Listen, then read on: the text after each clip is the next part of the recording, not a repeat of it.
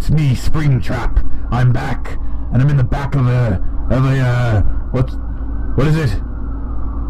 Police automobile. The first 4 Five Nights at Freddy's games are what I would consider their own series, with everything else being an extension to them.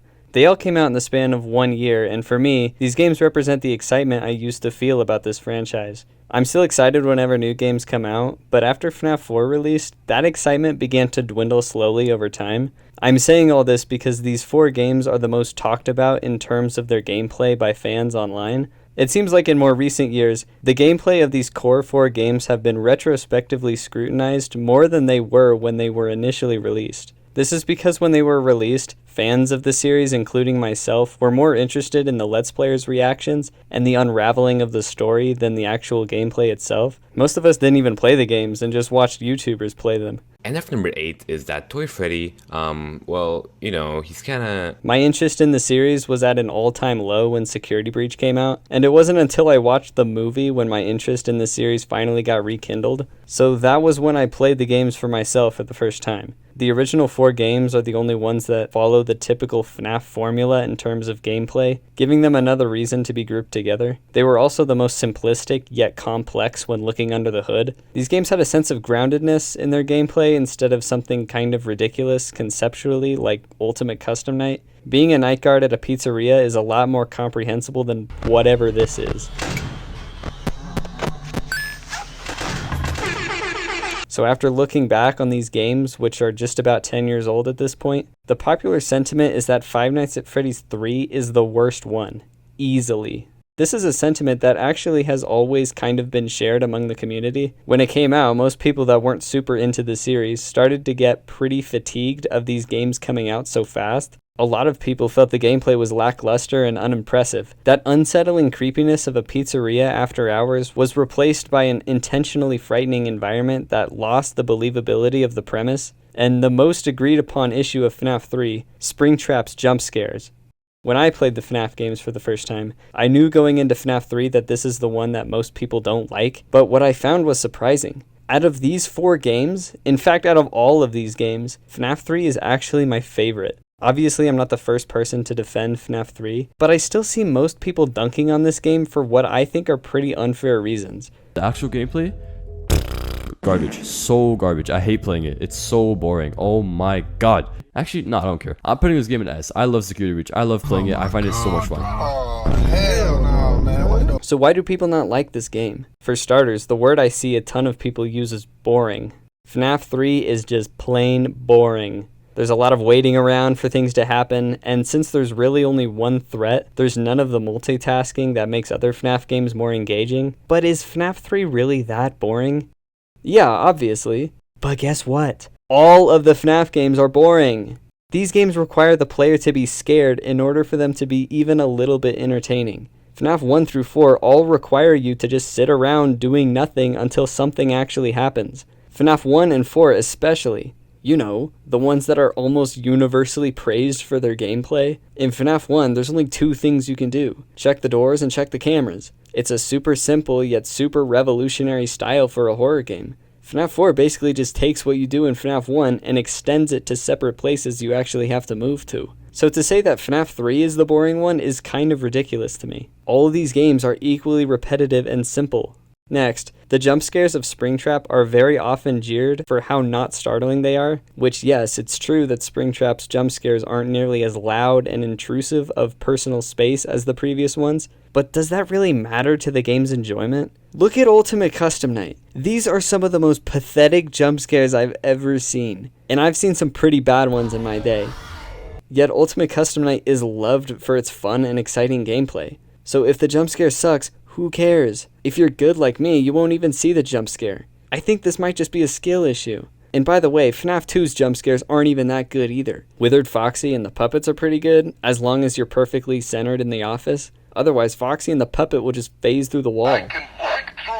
I guess Toy Bonnie, Toy Chica, Mangle, and Withered Bonnies are alright, but the rest are super goofy. Don't even try to defend these. NF number 8. And I don't even think this is a bad jump scare. I've seen some people defend Springtrap's jump scare because you're supposedly playing as Michael Afton, the son of the undead corpse inside this zombie rabbit suit. But there is no way that Scott knew the story that far in advance when making this game. This was supposed to be the last game in the franchise. How hilarious is that? 98 hours of books plus 20 hours of game equals around 118 hours of content, which equals 4.94 days. If you started on night 1, it would take you about 5 nights to get through the entire Fnaf franchise. But honestly, I like the explanation that since William Afton is more of a calculated and thoughtful villain, he's more composed and strategic. Some fans have recreated FNAF 3, trying to fix all the issues with this game, and I honestly don't think FNAF 3 Plus is an improvement. Even in its barely functional state, the gameplay is way more complicated, and the jump scare just makes Afton come across as a mindless monster, just like all the other animatronics.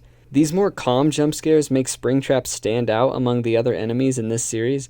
Having said all that, why do I prefer this game over all the others? A lot of critics of FNAF 1 and 2 point to the fact that the most optimal strategy is to use only one camera, making the excellent camera renders completely absent from a normal playthrough, since most of the time spent on the cameras is going to be looking at only one of them. FNAF 3 intentionally broke that stigma, and now every camera is important, and every camera render is going to be seen, since the gameplay actually centers around finding Springtrap on the cameras, something that I find a lot more panic-inducing than just seeing them appear in your office. Finding Mr. Trap on the cameras can be really hard if you lose track of him. Furiously searching the cameras for a hardly visible enemy can be pretty stressful and kind of fun. Some people find this frustrating since the cameras are so fuzzy you can barely even see him.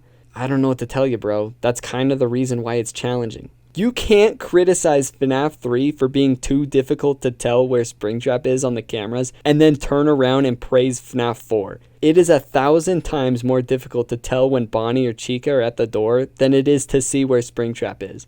This really simple loop of finding Springtrap on the cameras and luring him away from your office is pretty dynamic too. This is the main reason why this game is my favorite of the series. As you play, you develop your own personal strategy. None of the other games are flexible enough to develop a strategy that differs between players, and this to me makes for a FNAF game that actually has some merit to it. Strategy is a large part of FNAF 3's gameplay, which is a lot more interesting to me instead of relying on flicking your mouse in quick succession like FNAF 1 and 2.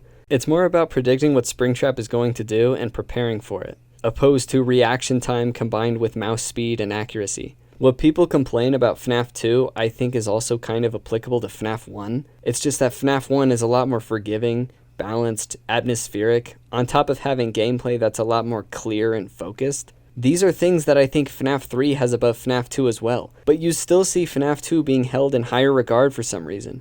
This game is also an amazing evolution of the previous two games, mainly in how the horror is presented to the player. In FNAF 1 and 2, you have some safety in the office. In FNAF 1, you can shut the doors. In FNAF 2, you can put on the Freddy mask with some risk to it. But in FNAF 3, you are completely exposed. There is no safety at any point. The phantoms can attack at any moment, and the vents allow Springtrap to get into your office really quickly from pretty much anywhere in the building. So the moments of waiting for your systems to reboot can be such a good source of fear. And that's really the point of these games, right? To scare you? Having to wait for a system to reboot with the knowledge that Springtrap is getting closer by the second is one of the most genius design decisions for me that really elevates the horrific aspect of this game. I also think that FNAF 3 has a good balance when it comes to the necessity of audio. I like it when these games require a lot of observation in order to play well. FNAF 3 places a larger importance on audio cues, more than the previous two games. But I think FNAF 4 went a little overboard, to the point where the visuals are essentially unnecessary. FNAF 3 has a good balance of needing the visuals and audio in order to play as efficiently as possible. There are noises that Springtrap makes when he enters a vent, which is obviously really important to know, and more subtly, the game plays a soundbite when he enters certain locations on the map, that fit really well into the other environmental sounds. Way better than the FNAF 2 audio cues, that's basically become a meme at this point.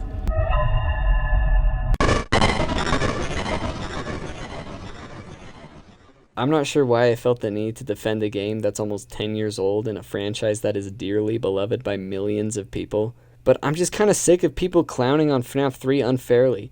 There's some problems with it, obviously. The phantoms aren't implemented into the gameplay that well, I don't think, and I really wish Springtrap had an animation for going to Cam 2 from the window instead of just popping out of existence.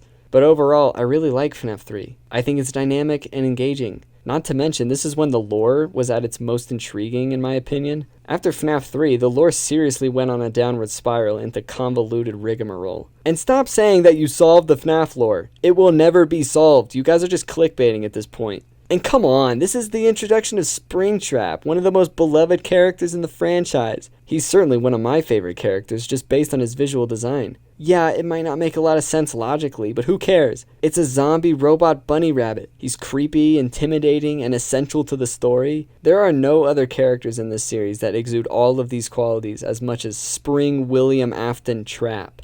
Alright, well that's kind of all I had to say about FNAF 3. I made this video kind of on a whim, so subscribe or die. They're taking me to jail, but that won't stop me because I all And after